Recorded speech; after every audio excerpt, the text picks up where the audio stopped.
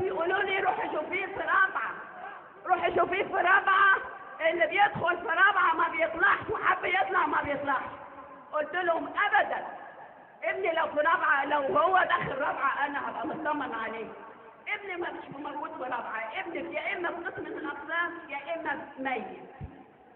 الف ودور من يوم السبت الساعه 6 مكلمني، احاول اتصل بيه تاني مفيش، قلت عليه العوض محمود، يا اما في قسم من الاقسام قبضوا عليه يا اما ميت.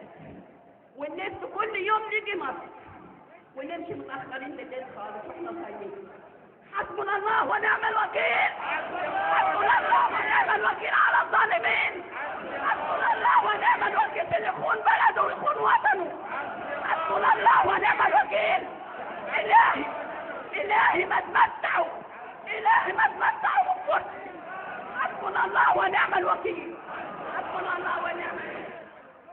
يا جماعه وفي حاجه كمان يا جماعه لا هو بلطجي ولا بتاع مخدرات، والله العظيم كوبايه الشاي كان بيشربها بالعافيه، والله العظيم كوبايه الشاي كان بيشربها بالعافيه، كوبايه الشاي كان بيشربها بالعافيه. والله كنت يقول لي لا محمود ما راحش اسرائيل، محمود دخل بلد في بلده، محمود ما راحش اسرائيل، محمود دخل من بلد مش لبلد.